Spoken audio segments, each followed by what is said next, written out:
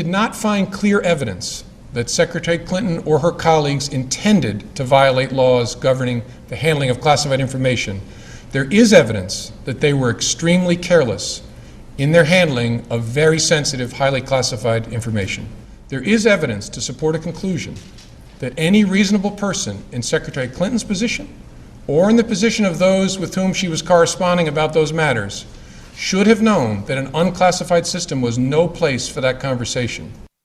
All right, more from James Comey, ladies and gentlemen. Joining us now is our friend Alan Dershowitz, professor at Harvard Law School, Newsmax contributor, noted criminal defense attorney, and read Alan's blog at newsmax.com/insiders. Hello, sir. Hey, how are you? Good to talk to you. So, your reaction to the really surprise announcement, at least it was a surprise at 11 o'clock this morning, from the FBI director. Well, I think the only thing that was surprising was the timing. I'm not surprised by the conclusion. You don't bring a criminal indictment against a presidential candidate unless you have it absolutely down pat with an open and shut case. The old expression is, you don't shoot at the king unless you can kill him. And they just didn't have the case. It's the question, and a lot of lawyers are now asking this question, is whether it was proper for the head of the FBI to go beyond saying that there wasn't enough evidence for him to recommend the criminal prosecution, whether it was proper for him to express views about the evidence and about her carelessness and all of that. That's a close question, and I think reasonable people could agree or disagree about it. The argument for it is that, hey, she's running for president, and the public has the right to know everything about her so as to be able to vote on her judgment. The argument against it is that, once a decision is made not to prosecute, there shouldn't be like a half prosecution where there's no opportunity to defend. I took that view years and years ago when they named President Nixon as an unindicted co-conspirator. I didn't think that was fair, even though I was a Democrat, not a Republican, because it didn't give Nixon an opportunity to respond. It just kind of threw a charge at him, and I think there's an element of that here as well. So let me ask you this, though. Andy McCarthy and others, but Andy McCarthy led the charge, cited, the FBI director said that there was no intent, no criminal intent, and that's what he based this on, or that's what he led us to believe, listening to him speak, that's what he based it on. Yet there is another statute, sure. and it's statute felony violation of Section 793F of the Federal Penal Code, Title 18, which talks about gross negligence. Now, That's anybody listening to what he described, as you alluded to, in the description of the charges and what he found, I mean, if that's not gross negligence, then I don't know what is. Well, the law has great difficulty with concepts like gross negligence, carelessness. There's too much discretion left to prosecutors and investigators. There should be no statutes that talk in terms of gross negligence. What is gross? How gross does it have to be for it to be gross? How negligent does it have to be for it to be negligent? It's a matter of degree, and I think he used his words very carefully. He didn't use the term negligence, which is a legal term. He used the word carelessness, right, which is not a legal term. And I think there are questions. I think there are fair questions to be raised about that. And I'm still not sure, having heard him, whether there were any emails that actually had the stamp classified on them. He said there were a couple of emails that had markings that suggested classified, but I'd love to see what those markings are. I think there's a big difference whether they're obviously marked classified, which anybody could see, or there's something in the footnote that would suggest, if you looked at it very closely, that maybe it was classified. So there was a lot to be left out in what the Mr. Comey said. Look, Comey is a straight shooter. He's a good guy. He's a Republican. I knew him when he was the U.S. attorney, and he came to classes at Harvard Law School. He's a guy who will call it the way he sees it. My only wonder is whether or not he was influenced at all in what he said, not in what he did, in what he said, by the fact that President Clinton had a meeting with the Attorney General of the United States in the plane. Did he have to show how fair he was as a result of that meeting, and did he make the statements that went beyond just not prosecuting? as the result of that, I don't know the answer, and I don't want to psychoanalyze, Right. any government officials. All right, then let's get back to the legality. And you talk about the stamp, and was it stamped? Was it in the margin? Was there a footnote? Right. Yet he also said that really is a red herring, because he said it doesn't matter. Anyone in that position should be able to discern what is classified and what is not. So, I mean, again, she made a point to say nothing was ever marked, classified, sent, or received. He said it was. Again, he didn't elaborate on the marking, but he also said that's a red herring that she brought up that doesn't really matter. Well, it may not matter in terms of judgment, but when you're deciding whether to bring a felony prosecution, you don't bring felony prosecutions in every case where the evidence would conceivably justify a felony prosecution.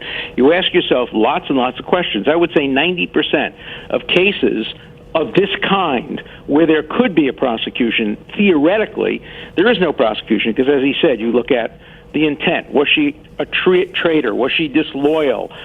Did she know that the other side would get this information? What was the context? You take all of those things into account. Usually that's done by the prosecutor, not by the FBI. The FBI Right. usually just lays out the case, and then the prosecutor makes the discretionary decision. Problem is, of course, that Comey was a former U.S. attorney and a former very, very good prosecutor. So he may have been acting a little bit more like a prosecutor and a little bit less like an FBI agent when he made these statements. One more for you. Is there any chance in your mind, because the DOJ makes the ultimate call, is there any chance that DOJ looks at this and says, wait a minute, to us this is gross negligence, and goes to Loretta Lynch and said, we recommend prosecuting on 703R Title 18? I don't think so. I think this really ends the possibility of any criminal charges being brought, but it certainly doesn't end the debate. The interesting thing is, it's very likely that some of her aides who received these emails may not get security clearance and may not be able to work for her if she is elected president. That was the implication of what Comey said when he said there are other consequences beyond criminal prosecution for what happens if you knew or should have known. Now, you can't deny the President of the United States security clearance, but you certainly can deny his or her aide's security clearance. So this may not be the end, even if she's elected. Interesting. Alan, thank you for your time, sir. Always great to talk to you. Thank you. All right, ladies and gentlemen, there you have it from Alan Dershowitz. Now let's get it from you, your opinion. I respectfully disagree with Alan as far as the gross negligence. And I disagree with the FBI director on that this was not gross negligence. I mean, you listen to everything that he said, to all the way to using the email overseas and putting at risk of hostile hackers and hostile countries. Which, I mean, you got to know. She had to know. She's not an idiot.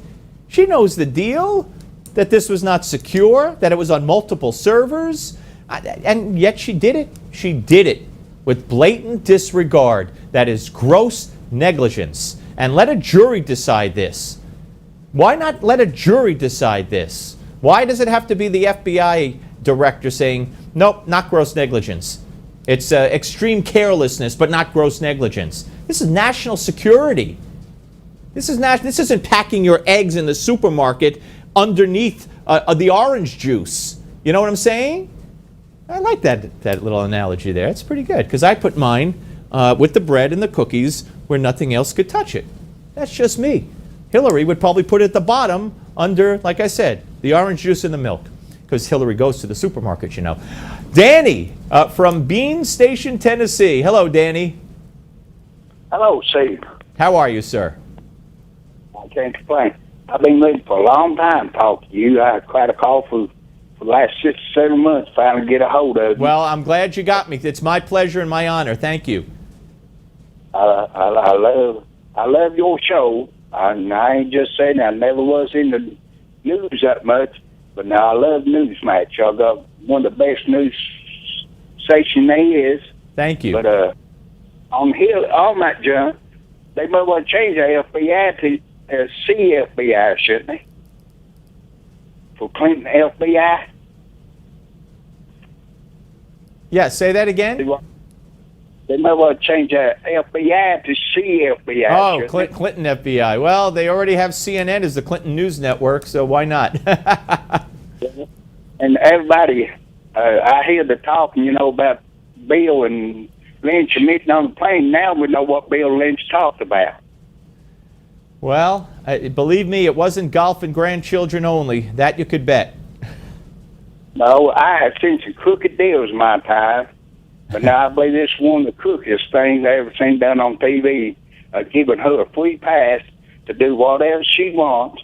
I have seen people go to jail for a lot less than what she does. Yep. No, I couldn't agree more. Danny, it is an honor to have people like you out there, and thank you for trying all these months to get through. I'm very thrilled for you that you got through, and thank you very much. Appreciate it. Folks, up next, Miranda Kahn with more on James Comey's decision not to recommend any charges against Hillary, and a couple more of your phone calls as well. It's all straight ahead on the Steve Malzberg Show. Don't go away.